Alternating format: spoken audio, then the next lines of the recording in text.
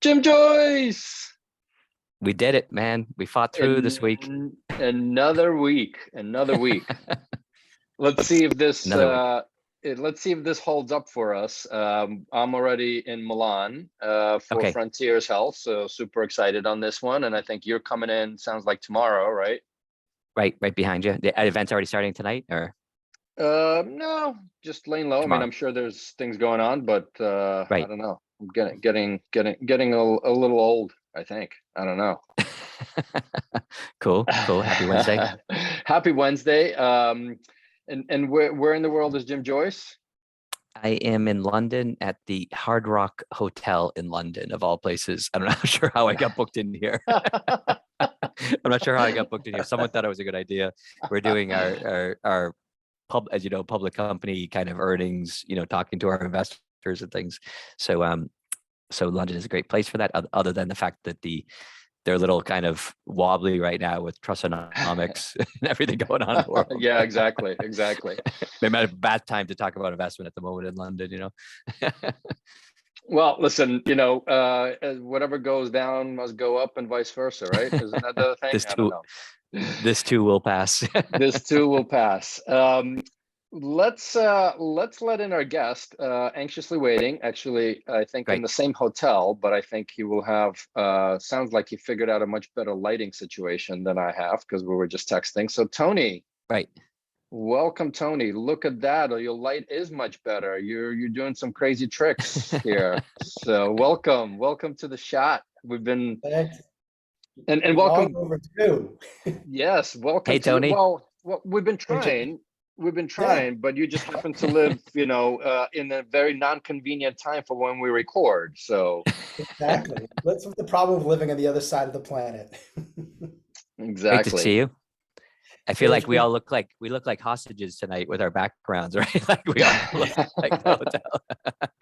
Exactly. But here's the positive thing on all of this. That means that we're all seeing each other in 3D and live, some hugging going on and all that great stuff. So, but as you said, long overdue, Tony. Welcome to the shot, and for our millions of viewers and listeners, take us through your life, wherever you want to start. Okay, absolutely, James. Great to virtually connect here. It's I talk to Eugene a lot more often. Feels like throughout the last 4 years of being separated, Eugene was probably one of the people I spoke to most frequently. So I really appreciated all that time together. I've enjoyed listening and watching the shot as well. So I guess, I live in Singapore and have been there for nearly 8 years. And I guess in a nutshell, it has been a great transition for me to be based in Asia.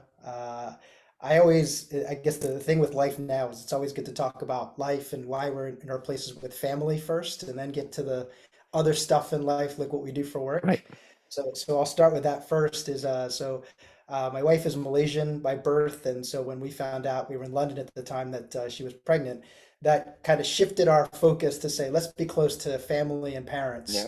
And that's how we ended up in Singapore. And what was meant to be a temporary, let's go for a year and then come back to London, and then think life took its own direction, and we've been in Singapore since. And I can honestly say that it's one of the best experiences I could have imagined. I've lived in Asia once before.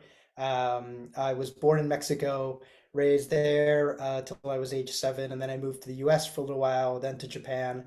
So I lived in Tokyo when I was growing up, and then came back and lived in various parts of the Western Hemisphere again.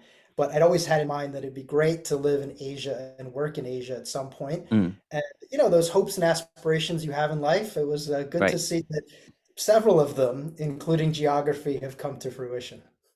Right. You know what I love about this intro? I think Tony is the first person on the show that truly just focused on kind of the personal journey. I think many people kind of touch on that, but then kind of go into the career journey.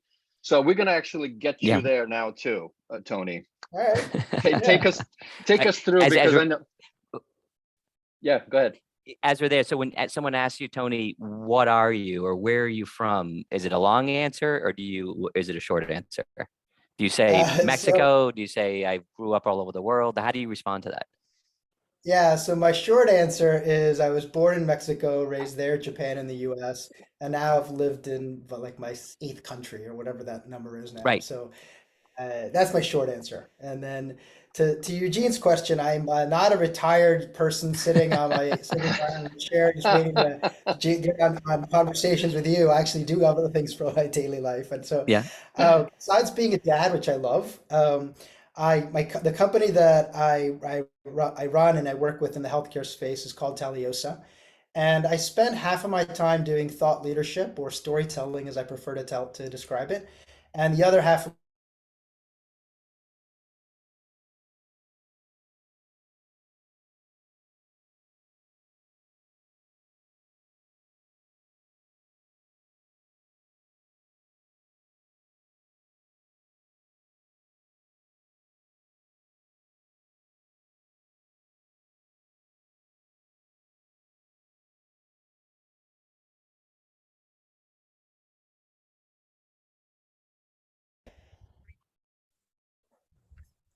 And the other half, I'm sure this will happen again, but the connection here sucks. So I don't know how far you went, and I'm the only one recording. This is the first time ever. Apologies to all. Continue. What's the other half? So the other half is business building, where with my storytelling side, I focus on where is the future of health going. I write fiction, I have podcasts, I'm writing a nonfiction book. The other half is making that future a reality.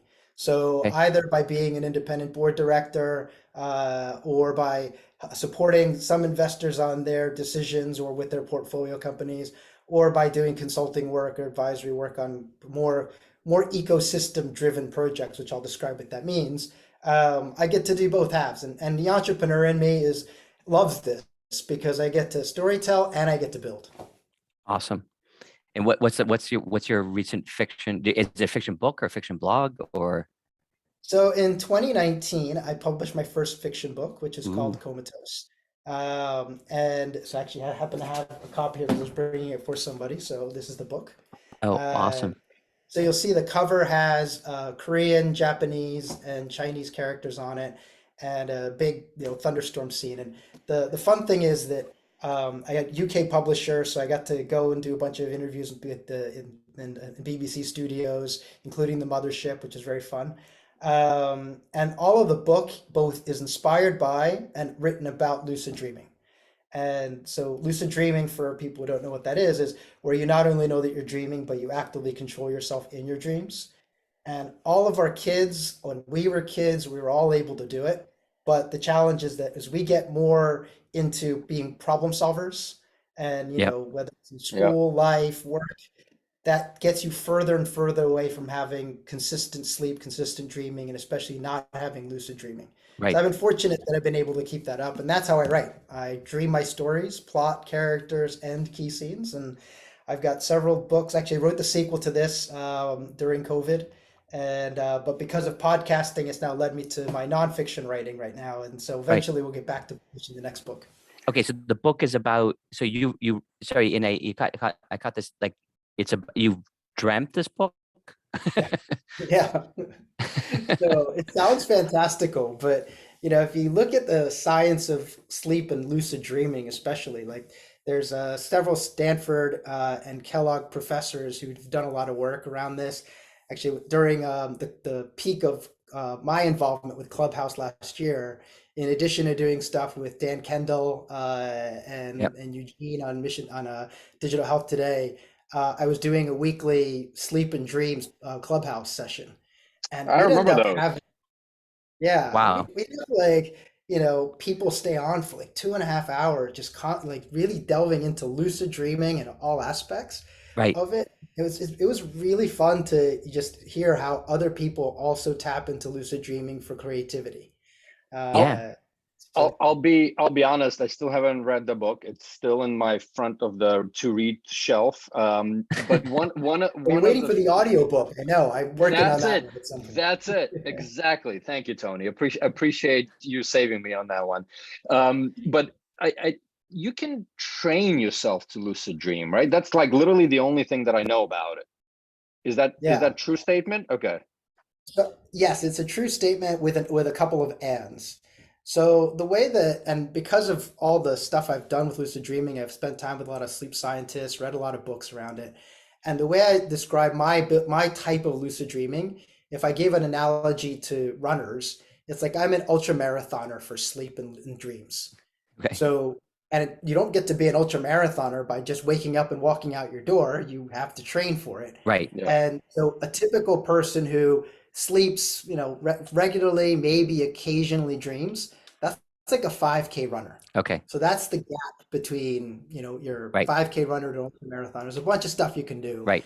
And like in runners and sports, if you want to enhance your skills, there are some natural and also medicinal ways to do it. Right. But my type of lucid dreaming is all just based on consistent practice of sleep and training, and how I've taught myself to do some memory recall exercises, for example, so that I always remember my dreams from the Wow. very start, which Wow. that's how I get all of them down. Wow. Well, Wow. I know what we're gonna dive deeper in on that walk to dinner tonight. But it's interesting, right? Because you kind of mentioned book writing, podcasting. On one side, it's about access to all of this for others to learn, right? But also, I mean, I think your media Right. kind of brain goes all the way back. I mean, you and I met, Tony, all the way back in New York, and you still had the media startup, right? So your kind of passion for media and storytelling started all the way back then, over a decade, I think. I can't even count anymore. Yeah. But maybe walk us through kind of that evolution of that, what you see that evolving, like the digital health and early days, kind of the startup that you had, but also kind of fast us forward onto access to these. Yeah. I'd be happy to. I think when it comes to the story of healthcare, and let me take it a little broader than the media side. So when it comes to the story of healthcare and where we are today, healthcare is actually a relatively young industry in the way that we know it right now. It's actually, we've had a lot of time in healthcare, and this is part of the book that I'm writing around access and health equity, is we've had a lot of time where we've done a lot of R&D and clinical research to try to understand how the body works and what are some of the interventions that support the clinical community to do their work better.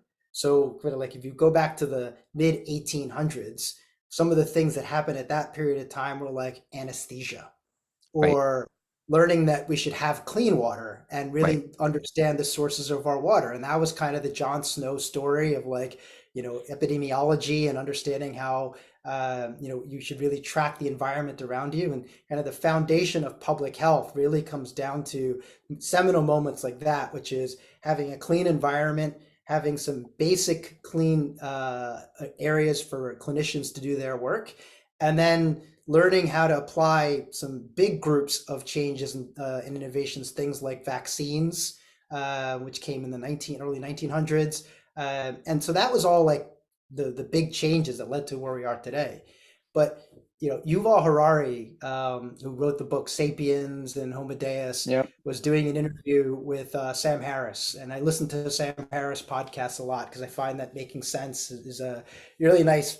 He's a philosopher and neuroscientist, and he delves into a lot of different topics, politics included. And in that interview, Yuval Harari made a point, which was that if you look at what the default state of humanity was for most of our existence, it's always been the default is war, and being at odds with each other doesn't lend itself to let's invest into health and education. It lends itself into let's invest into getting really good at war. And so when you look at our history and when did we as humanity really stop by and large having global wars? It's the end of World War II. So that's where things really started to be the investments really started to take large scale change in both healthcare and education. So I go there first, Eugene, because I think that the conversation about media access, what the industry is today, is it kind of grounded in like we really are talking about the industry starting from like 1950 onwards, as opposed to something. That's I mean, it's a super interesting way to look at it. I haven't Mm. thought of it that way, but it is. And unfortunately, we still have wars going on now, right? So let's see how that slows us down, right? Because obviously more investment, unfortunately, is going to things that the world should not need. But Yeah, and yet yeah. somehow it And is. so to build on on that in your question about like how I spend my time and what I see the narrative going, and so um, I think what I learned from being an entrepreneur, and I basically, to catch your audience up as to who I am, I kind of gave the generalisms, but kind of the more Yeah. detailed story is that I studied electrical engineering at Penn, and kind of the interesting thing that got me excited to be an entrepreneur was I used to build and race solo electric race cars. Okay. Uh, and it was a lot of fun, built a whole group of people to go and do that. And it really just taught me that I really enjoyed building. And fast forward to 1999, and I was working in Silicon Valley, supporting the work that E-Trade was doing. And that's when I knew that, like, oh, your life can be to go build. Right. You don't have to work for a big company.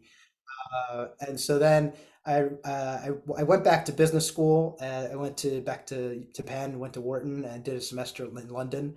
And during that period, that's when I decided healthcare was the industry I wanted to be in, because the ability to help people one person at a time, or scale that up and helping with technology and whatever it might be, was what really got me excited. And I knew that I could wake up in the morning and go, I'm doing something meaningful with my life. And Mm. so the fits and starts of being an entrepreneur, my first company, although we got term sheets, we decided not to take it because it was 2001, and term sheets back then were not very good for entrepreneurs. Went to work at Pfizer for a little while in the US. Then Okay. did my second startup, which I built and ran in New York, and that was the media startup that Eugene was talking about. And after 8 years of doing that, moved to London, where my wife and I decided to start a transition and move closer to Asia. And then at that point, I got recruited to head up health innovation for MetLife across Asia Pacific, Okay. which corresponded with our move here.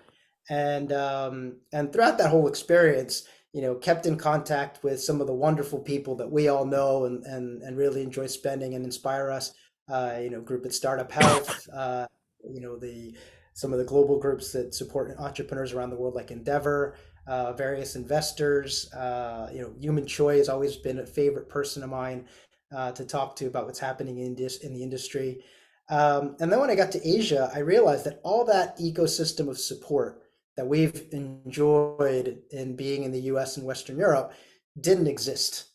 And so I remember the time when, back in 2005 and working in a healthcare startup, you had to educate everybody on what is it that you do in healthcare first, and then you talked about your company. And that was replaying itself and still is in Asia. And so I knew that the role I had to take, besides my corporate function of figuring out how startups could collaborate with insurance across Asia Pacific, was also to help support and build out the ecosystem.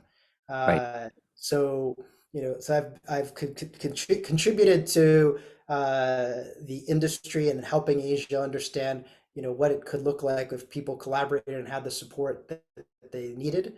And after I left MetLife, that's why I got into thought leadership, because the role of media, the role of key opinion leaders and thought leaders, is to help motivate individuals. And I went into fiction first, because if you think about the impact of Star Trek, Isaac Asimov on like space travel. That's what our industry really needs, is a big picture motivation on like, where are we going? How do all the different parts connect?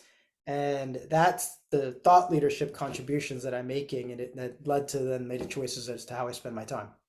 Awesome. And when do you get time to dream? The flights, the Frontiers, from the Singapore Airlines. Yeah, so the thing about sleep is actually, there's something this came out on BBC this morning, that like elderly people need to sleep at least 5 hours per night.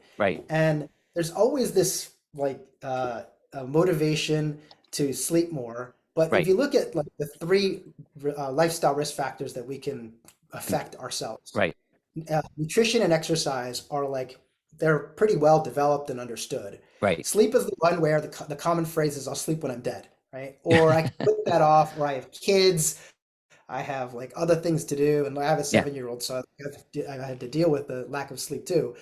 But it's something we should prioritize because it's a third of our lives if you do it correctly. Right. So long Yeah. story short is that I've actually tried to create and instill a really good discipline around getting at least 6 hours, 6.5 hours a night Yeah. after I left the US. Right. Because when I was in the US, I was very much like, I'll just get 4.5 hours, one sleep cycle, I'm good, I can keep going. Right. And I started learning more about what I needed to do to take better care of myself after I left, Yeah. and that has been a positive influence for me. So before One we quick, go into anything serious, oh, sorry, go ahead, Eugene. no, I sorry, man. I just wanted to actually, out of curiosity, deep sleep. What's your percentage, man? Right. Is that where you're gonna go? No, I have something else, No. but close. So, that's deep sleep is best for you between hours 5.5 and 8. Okay. So if you are only getting 5 hours of sleep, sorry, you're not really getting a high percentage of deep sleep. Okay. So you really need your REM sleep, where all your lucid dreaming and creativity and problem solving happens like 80% of it happens after hour 6. So 6 to 8. Yeah. Okay. Yeah. Oh shoot, I got to do more of that. And Yeah. then for a second, just for like, and then other than that, so the big impacts of deep sleep in those last 2 hours. What's Yeah, going so on? How's it helping us? So the book I would highly recommend is Why We Sleep by Matthew Yep. Walker. That's a really good resource. Yep. I will summarize something that he said, and then a couple other ones is that your sleep during that period of time is helping your subconscious mind and your conscious mind connect more strongly. Okay. We sleep for 3 reasons: physical recovery, and we've all had really bad nights, so you know what that feels like when you don't get it. And then the other is your subconscious conscious mind connection, which does 2 things. It helps with your conversion of short-term memories to long-term memories, Yep. which is why you dream about childhood friends being in your current environment or vice versa, Right. and emotional regulation. Okay. So your ability to process what's going on in day to day, it's your subconscious is helping with that. So if you lose Awesome. that, you don't get enough sleep. I need all those things. I was gonna say, Jim, you and I just got like a whirlwind tour of sleep. So Yeah, I'm awesome. I'm not going out tonight. Yeah. But Well, wait. just Let me kidding. ask you. So I've got this thing. So I had this thing that when I would sleep and I would have my lucid dreams, I had the capacity to fly. The capacity to fly. So it was this, and I found over the years when I've talked about sleep with people that there's a character type that like I actually can, and I think I got it. What was that book? The Galaxy book that we all read as a kid. I'm trying to think of there was a real science fiction book that I assumed you guys would have, but it's like I'll think of it in a second. If I slept better, I'd be able to connect the dots on the name. But the You can put it in the show notes, or like add it later. yeah, but it was a great book where the guy in the book, it was a book I think a lot of us would have read, and if you were in American schools, and it's the universe, everything. Yeah, I'll think of it in a second. Anyways, but if the guy fell a certain way, right, he would float and then have the capacity to fly, right? This book affected me as a kid, and I used to have the capacity. So I've talked to other people about this, and other people have this capacity. Now and I was convinced understand it was all, Jim. Now I get it all, man. That we'll move on to the business now. Well, I know Okay. we're also somewhat limited on time here, but I wanted to touch on Sure. one key topic. I think you mentioned, and I'm looking forward to your presentation, Tony. I think tomorrow, the day after, on public health, right? And public health also ties together. I think people throw SDOH around, health equity around. So maybe you can give a little bit of the preview on specifically around health equity and how that's intertwined into the public health system. Yeah. Or should be. If there's anything, yeah, exactly. There should be is a good way to phrase it. If there's anything that we can take away from the last few years, is that in terms of reinforcing knowledge that should have been at the forefront, is that governments alone can't deal with the access problem. And the assumption has been that health systems all over the world, and I use health systems instead of talking about countries or governments, just because sometimes it gets complicated. So health systems around the world have a lot of responsibilities in what they can do, but their funding is dependent on what the government can provide. And let's look at, in Pakistan, there were enormous floods that just happened recently, and I was helping a group that was doing a talk for Roche recently, and she and I, Muniba Mazari is the woman's name, and we were talking about what does access look like, and how does the government fund what you need for healthcare? And she's like, look, the reality is that with these floods that just came, if healthcare was number 7 on the list, it's now 10 on the list. And whatever money we'd allocated for healthcare at the government level just got cut by 80%. Yeah. And that's the challenge, right? So we're talking not even just in developing countries, but we're talking about even within developed countries like the US, there are pockets of people, some larger groups than others, that get left behind. And the whole conversation about health disparities can be described in a lot of different ways: health inequality, health inequity. There are different types of terms and different challenges, but they all kind of boil down to that the more challenged you are by having low health literacy, being demographically challenged by living in islands or in rural areas, not having good income levels, whatever those things might be. And there's a whole list of these. The WHO has really good info on this. Those are reasons that we need a different approach. And what inspired me in the direction I'm taking in right now is, as I was doing podcast interviews for Future Proofing Healthcare, which is around personalized health, which is about the innovation that public health is taking from shifting from one size fits all to bespoke or precision medicine, shifting from sick care to prevention. That really just got me thinking and talking to people about the fact that access is not changing. And by access not changing, it's actually getting worse. So technology needs to be an enabler to improve that. And so that's the talks I'm giving over the next couple of days. I actually have 3 different talks. They're talking about, one is the H in healthcare is for humanity. And it's important that we remember we all have our own stories as to why we chose healthcare. You've heard mine. I've heard both of yours from your talks, and everybody has one. We can't forget that, and that's what leads us and guides us down a path. And then my other 2 talks are around what are these types of innovations where ecosystems are coming together to support public health in this journey of innovation where access is first, and it needs to be more front and center. And the last comment I'll make on that is that as a result of doing this, I realized that I've had a lot of really great learnings and lateral thinking, which is, looking across industries. And that's what inspired me not to write just a few articles or, white paper, but a book around what this change needs to be. And so I will soon be releasing some podcasts around this. Book will come out next year at some point. But it's a kind of become, rather than just a kind of something I focus on, I now describe that the 2 areas of healthcare I focus on are personalized health and health equity. And those are my 2 missions. Awesome. Well, I think on kind of that note, it's a hard mission to follow with the question that usually Jim asks, but I will leave it to Jim to try to transform it as much as he can. Right. No, easy. It's easy because you have such a fascinating background, Tony. And it's Hitchhiker's Guide to the Galaxy. That was the book. Oh, now that you the said brain it, worked. Like, boom. Yeah. Okay, so that should have been our first guess. So you're walking. You've just given one of the most amazing talks, and you've inspired a crowd of healthcare entrepreneurs and investors in the beautiful city of Milan. And you're walking outside the El Duomo, and you see a young man walking along, and he is the spitting image of yourself. And he grabs you and says, "Tony, I just heard your talk." And he says, listen, I'm a little bit like you, except I grew up in Japan and lived in Mexico. And then I went on and became an electrical engineer and got a Wharton MBA. And, I did so many things similar to you. And I eventually found, my life, on the other side of the world from where I grew up. And I've started this company that's bringing together solar powered cars and lucid dreaming.